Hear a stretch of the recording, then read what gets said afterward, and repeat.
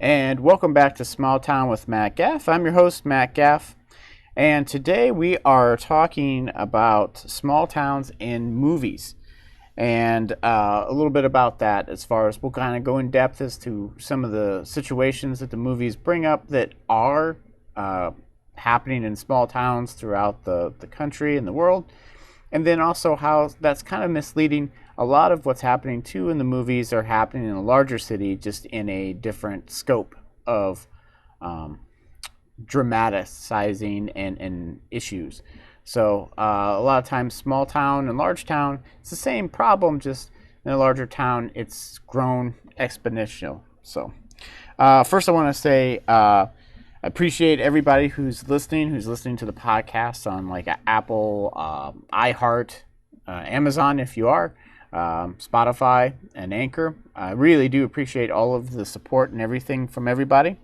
If you want to, also visit faithcast.com to discover great Christian podcasts just like this one to help you keep the faith. So they have some really great different podcasts on there that's maybe geared towards some other aspects of your life that you want to listen to. Just give them a shout out.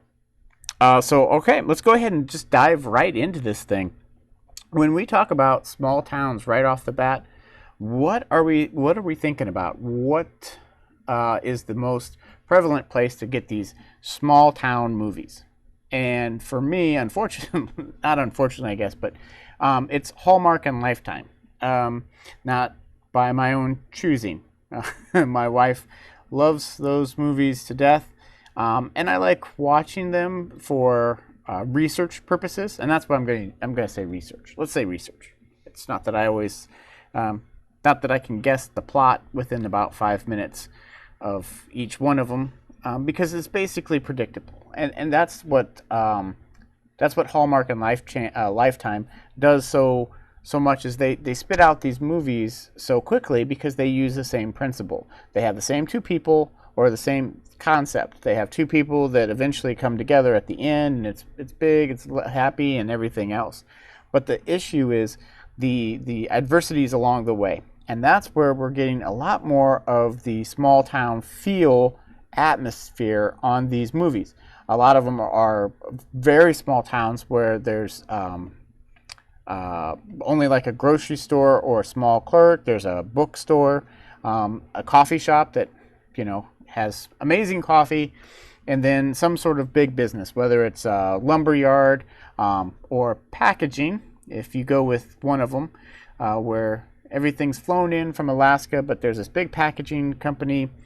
It's a very I enjoy that one a little bit. Because I was in medical, so seeing her get overwhelmed right away is kind of funny. But then it gets silly, like Hallmark normally does. But anyway, a lot of the times they really focus on that small town. And it's relevant because right away, right off the bat, as soon as this person from outside comes in, they get this feel that everybody knows everybody. And in a small town, that's the case. I can walk through Ace Hardware and probably say and know 4 or 5 people in there at the same time. Owen, our Kroger now, same thing. I go through the grocery store and I know at least 4 or 5 people in there. So it is true. In a small town, you do know a lot of people. Whereas if you go to like Chicago or something like that, you go 3-4 blocks away from your house, you don't know anybody. So 3-4 blocks from down my house is guys I go to church with all the time. So I mean, it's not one of those things. It's just everybody knows everybody, and they really, really make that point. And that's where a lot of people are getting that that idea that in a small town everybody knows everyone. And that's for the most part true if you yourself are willing to go out on a limb and talk to people. The only way they know you is if you talk to them. If you're new to the town, how are you supposed to know people if you don't leave your house? If you only go to the grocery store, you only go to the hardware store, and you just spend the money, get what you need, head back home. How is that actually interacting with the people? So the common misconception is that everybody knows everybody and everything like that. one of the other things too is that I find hilarious on some of these things is there's always like that one or two person or two people that just somehow have free time just to stop by. It's like, oh, I was just in the neighborhood. I didn't have anything to do, even though I live in this, 2-story, 4-bedroom, 3-bath, house, and I don't know, much backstory. So they don't do a very good job with backstory. But in small town, that's pretty obvious. The only people that really aren't busy are the people that are retired, or have part-time jobs because they're retired, or they just work for a particular company where they are not on until second shift, so they're out and about on first shift, type of time frame. But for the most part, when you work in a small town, you're working. I mean, the people even in the street departments and stuff like that are working. So yes, they may go to a coffee shop or to a diner or something like that all the time, and they know them. But other than that, they're either plowing or mowing, doing work. So this common conception that in a small town, you can relax and you don't have to work so hard is a great misconception. That is the farthest from the truth. And then the other thing that they also do is they start talking about major festivals and celebrations. It's always that pinnacle Christmas program, or it's this lighting of the Christmas tree, or it's this parade, or it's this wine tasting event, or something like that. And it's always focused on one thing that the town all depends on. And in a small town, that is true. Our festivals are where a lot of our vendors get a chance to interact with people outside of town. So a lot of our restaurants will set up booths that normally don't set up booths for anywhere else. And so they do that so they can bring more people into the town. And that is true. Festivals are the way that we keep people interested in our city or in our town. And so they do get that right. I think sometimes they over exaggerate on how big these things are. Like, I know one of them were like, people from all over the world come to see this Christmas tree or Christmas town decoration thing.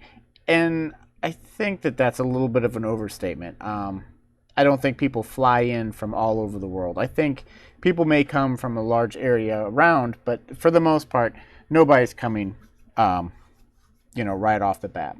And then the other thing that they really talk about is close-knit, how families are always spending suppers together, or there's always this group of friends that have been close for such a long time.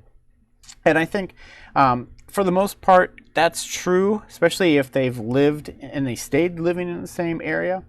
But you get that also in the larger cities. So I think they really press that hard. But in all reality, that's happening in the bigger cities. Because in the bigger cities, your blocks end up being your small towns. So I think there's that common misconception. So I think what I'm going to do is let's take a quick break. And when we come back, we're going to kind of talk about how what you do, small steps there can kind of bring that small town to where you're at. So we'll be back right after this break. All right, and welcome back to Small Town with Matt Gaff. Thanks for listening to that quick little ad that kind of helps fund this little thing that we're doing here.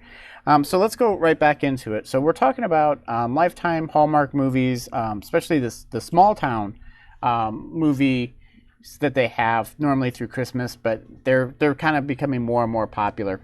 We kind of talked a little bit about what they really emphasize in small town. Basically, everybody knows everybody. You talk to one person, it's more likely their aunt, cousin, nephew, whatever. There's always these backstories, funny stories about how somebody, I don't know, slipped and fell on a banana at school. There's always these jokes that you don't always get in the bigger city. Like, they just find ridiculous. It's the movies. I enjoy the movies. Mainly just because I like to dissect. I like watching movies, so I always try to figure out the plot before. But anyway, so a lot of times the Hallmark movies, they have a tendency to, or Lifetime, have a tendency to really stress that point of closeness, knowing everybody, always this major festival. So let's go ahead. Let's talk a little bit though now about at your town how you can hopefully grab some of that spark that Hallmark is really emphasizing in their movies. So this actually, it tells you, let's just kind of go over that. So first of all, how to bring your town into the now and get that small town feel. A lot of it is done through social media, through the websites, through your town, through just you yourself posting things. So if you have that festival going on, that major festival that your town, that's what they strive on. For ours, it's Marshmallow Festival. Sadly, not having it this year because of obvious reasons. But when it's going on, how do you help? Do you on your social media page promote that? Do you say, "Hey, I'm going here, let's check out the classic cars," or "Can't wait to get my bag of marshmallows," or "Can't wait to try this particular, food from this, restaurant."